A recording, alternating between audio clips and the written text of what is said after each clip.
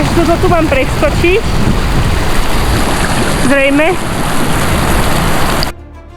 No, polovicu máme za sebou. Nožky studené, jak svinia. Ešte toto ma čaká. Začínam sa cítiť ako v Bajnúre.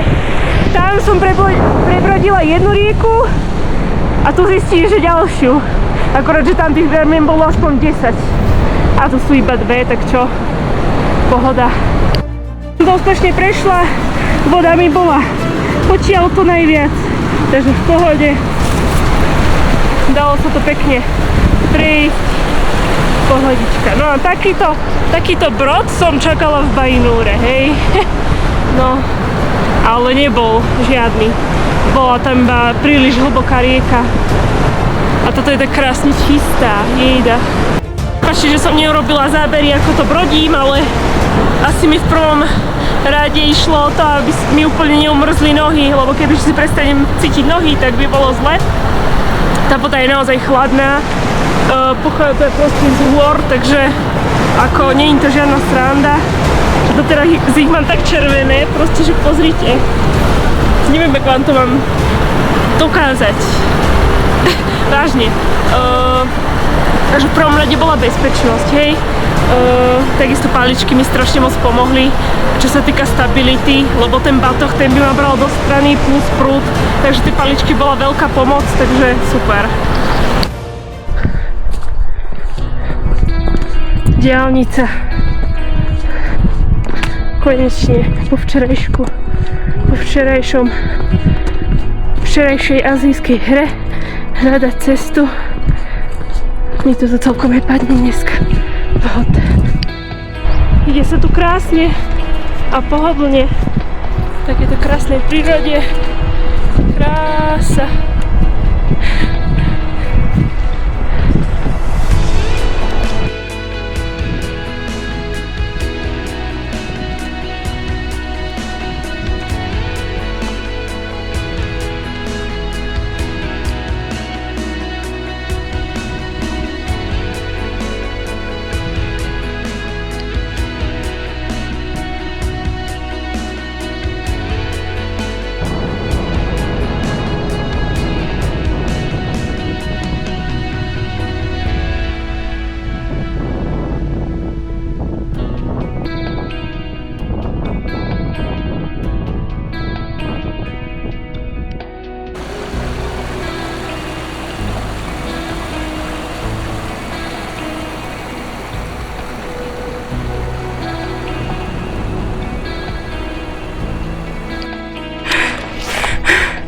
Takto vyzerá výstup do 3300 metrov.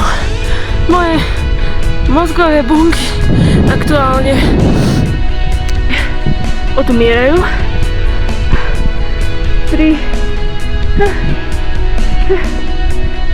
neustálom pokuse dostať kyslík, ktorý sa mu nedostáva. A potom trepem takéto hovadiny.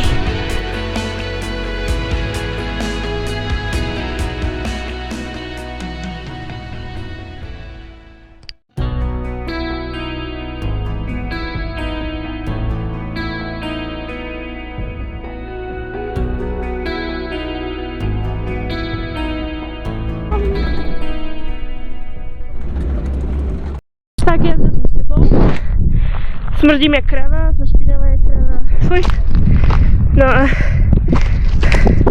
ešte si odo mňa vypýtala, že preto som mnou, ale ja nič nemám, chápeš? Ja nič nemám, ja som prišla z hranice. Hovorím, že však ukážem ti. A hovorím. A on taký, že nahnevaný, že no toto. A ja hovorím, že ja vážne nemám. Ja akože úplne s kľudným svedomím by som mu mohla ukázať peňaženku. Akýkoľvek batoh proste nemám. Pretože som ešte nebola proste v Gorade. Ja som prišla proste z tak malej hranice, že tam ani bankomat nemajú. Takže takým nájdem vôbec niekde bankomat, tak to bude ešte randa. No ale moc ma to akože... A som si potom hovorila, že ešte som mala ísť peši, vyšla pocituje. Ako...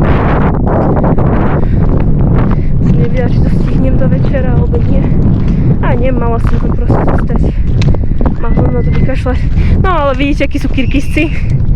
Aký je rozdiel medzi Mongolmi, Rusmi, Kazachmi a Kyrgyzmi, prosím pekne.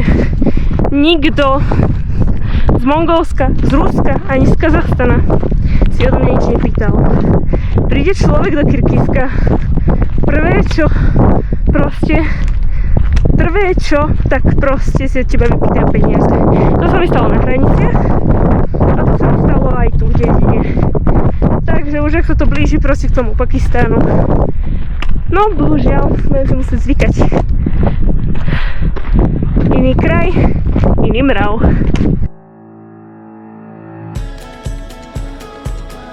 Stretol som dvoch Izraelcov, ktorí tu robili okruhy a takže boli v Mongolsku, Kazachstane. Ale im to trvalo 3 týždne, nie 2 mesiace. Ujčeka pozdraví človek, ani neozdraví. Pozrie na teba škaredo a odíde. Jako, to kde som prišla?